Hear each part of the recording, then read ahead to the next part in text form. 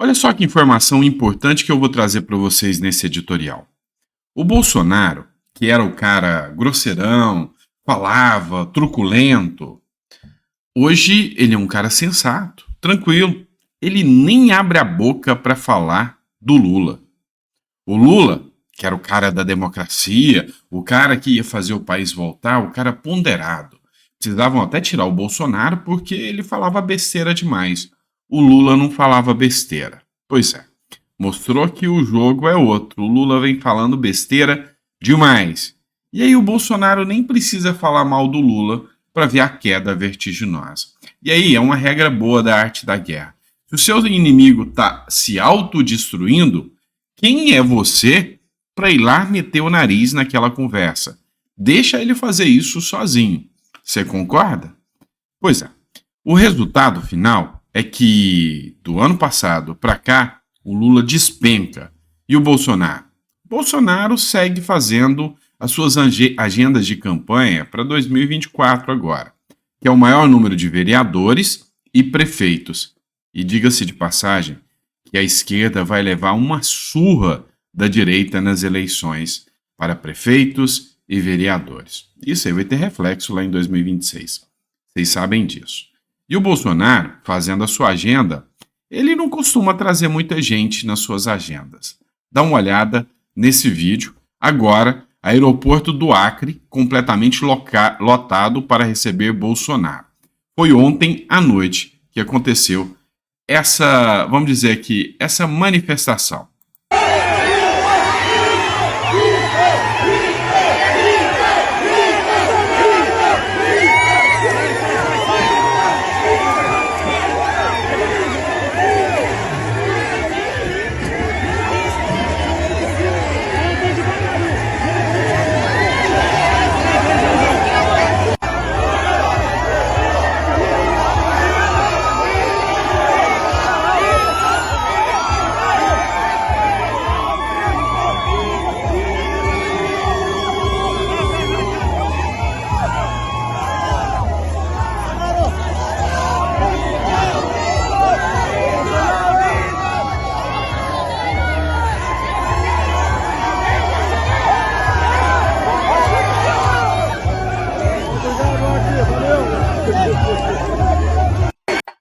Vamos lá. Agora eu te pergunto.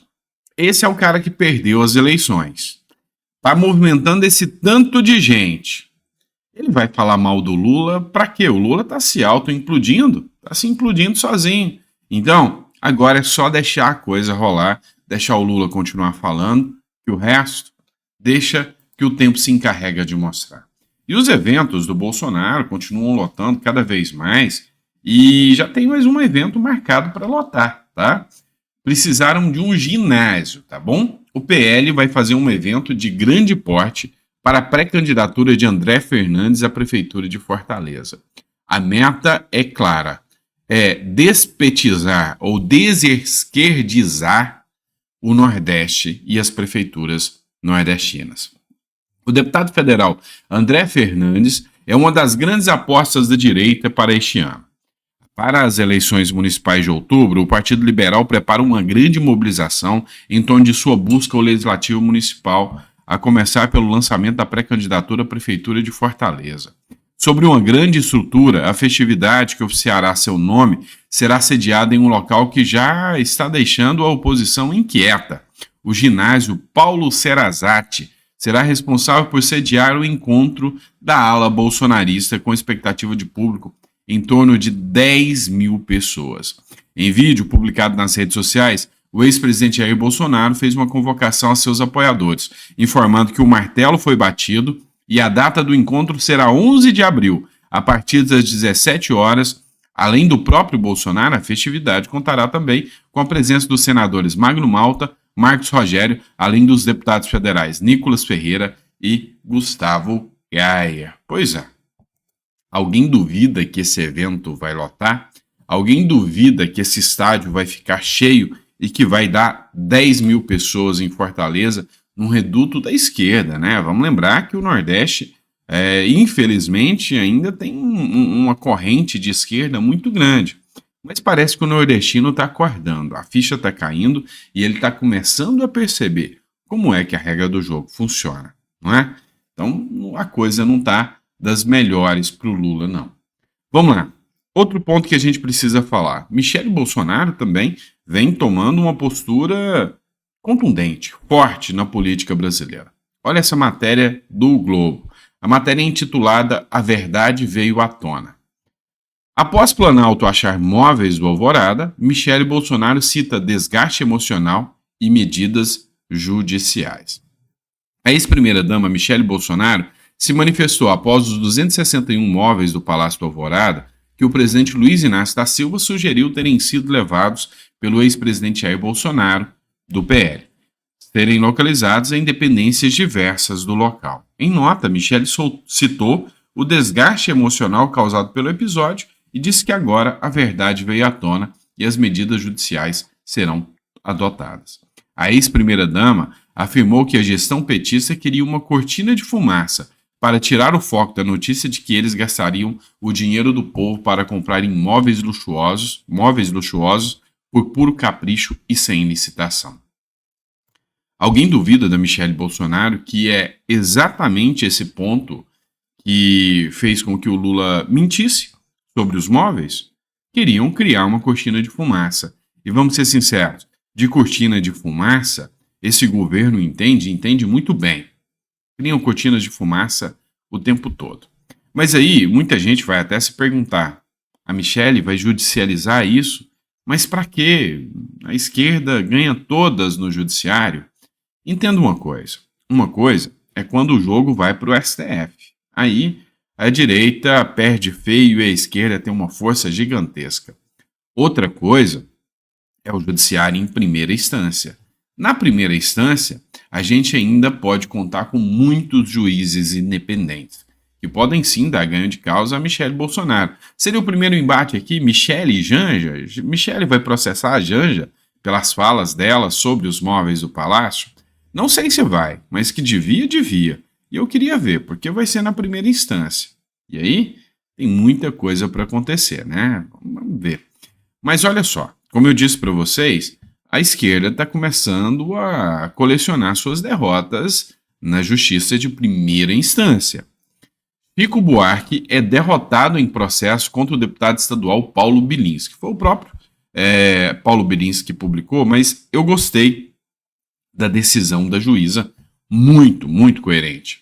De acordo com a sentença, é fato notório que Chico Buarque manifesta apoio e afinidade política ao atual mandatário do governo federal, razão pela qual podem haver eventuais críticas veiculadas pela oposição, muitas vezes direcionadas a ele. E conclui a juíza, abre aspas, o pensamento crítico não é uma ofensa, mas direito protegido constitucionalmente pela liberdade de expressão. Vou ler de novo, porque tem juízes altos que não entendem essa frase básica da juíza aqui. O pensamento crítico não é ofensa, mas direito protegido constitucionalmente pela liberdade de expressão. Repetir. Não se pode tolher ideias, opiniões em nome de uma suposta ofensa, que não seria inequívoca, mas fruto de uma possível interpretação. E aí, o Paulo Bilinski escreveu: meu agradecimento especial aos meus advogados, João Moziero e Matheus Pupo. Tá? A liberdade de expressão ainda respira. Pois é, para vocês verem que nem tudo pode ser generalizado. Tem juízes que honram o seu cargo e que fazem em prol do texto da Constituição. Quer outro exemplo? Porque a esquerda, essa semana foi uma semana nebulosa para a esquerda. Olha só, quem recebeu um presentinho também em face do Flávio Bolsonaro? O Freixo. Marcelo Freixo é condenado a pagar R$30 mil a Flávio Bolsonaro por post sobre rachadinha. E tome desavisado. Justiça entendeu que houve abuso do direito de manifestação e liberdade de expressão. O presidente da Embratur, Marcelo Freixo, foi condenado pelo Tribunal de Justiça do Estado do Rio de Janeiro a pagar R$30 mil por danos morais contra o senador Flávio Bolsonaro. Flávio acionou a justiça contra uma publicação feita em 2021, onde Freixo, que simulava uma ficha criminal do senador em seus perfis em redes sociais. Na época, Freixo, que era deputado federal, disse que o destino da família Bolsonaro é na cadeia dele e de toda a sua família. A decisão da juíza Fernanda Galiza do Amaral, da 4ª Vara Civil da capital, entendeu que houve abuso do direito de manifestação e liberdade de expressão. A linguagem utilizada na publicação não apresenta tom jocoso e não aponta para uma brincadeira. É nítido o intuito de atingir a honra e a imagem do autor, diz a decisão.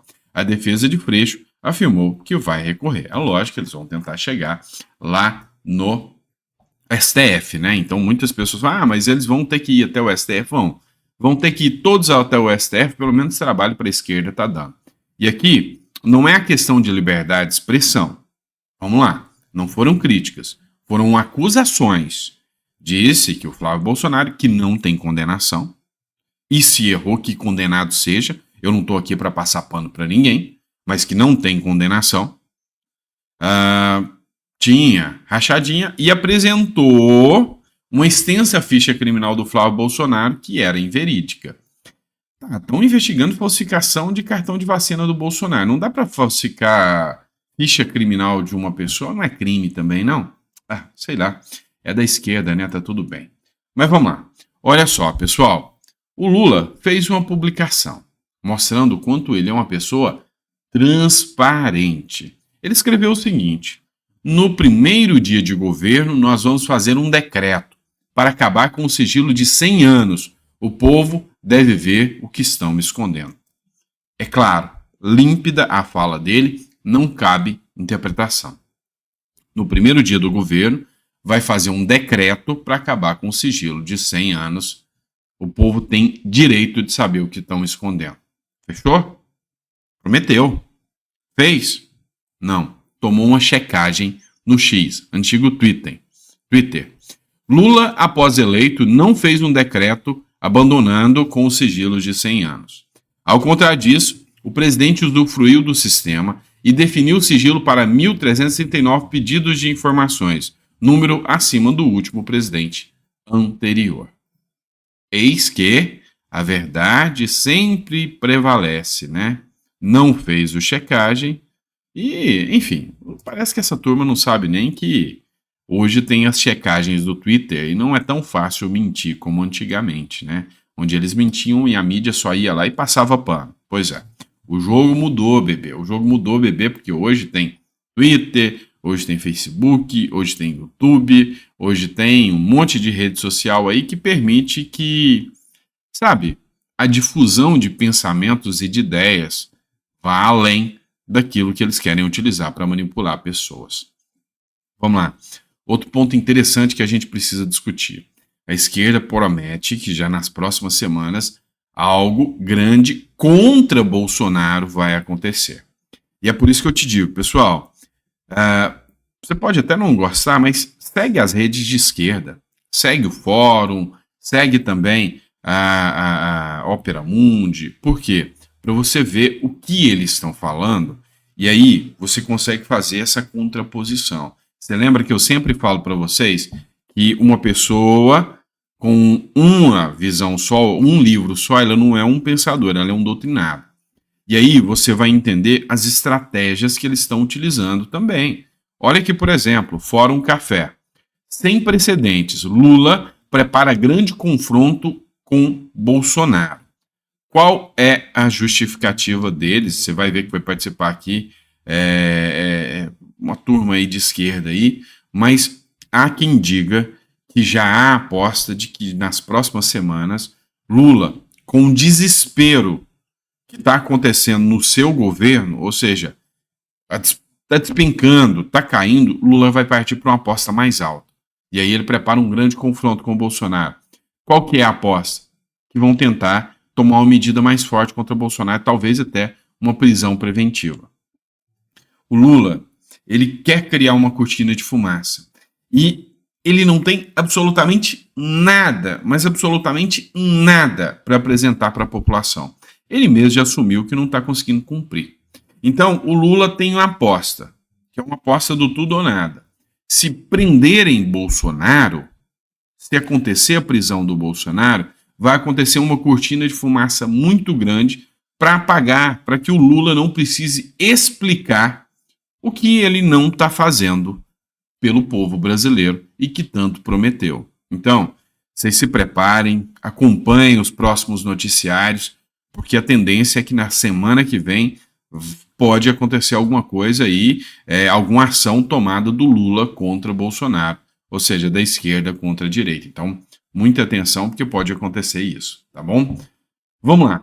Outra questão também interessante. O antagonista, ele publicou uma matéria, eu não vou colocar o vídeo aqui não, mas os deputados da oposição prepararam uma denúncia à PGR. É um crime em conteste, né? Lula fez uma denunciação caluniosa contra o Bolsonaro. Disse que o Bolsonaro tinha roubado os móveis do palácio e isso não aconteceu.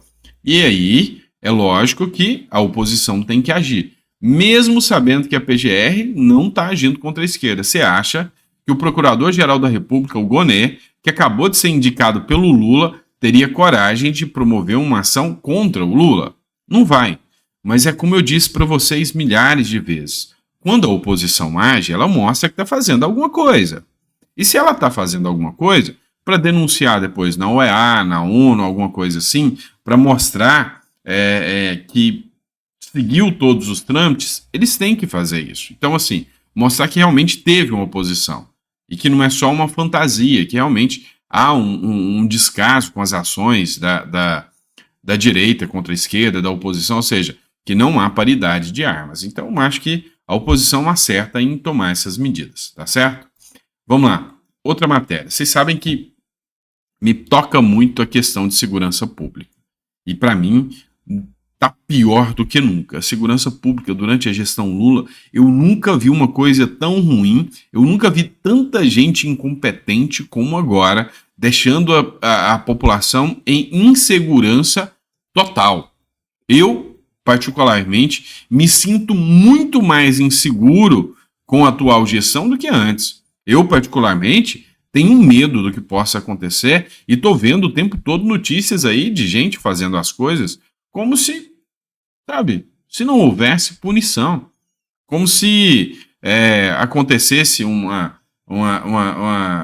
incentivo à criminalidade. É isso que eu percebo hoje. E aí, olha só essa matéria do jornal Razão. É de cair o queixo.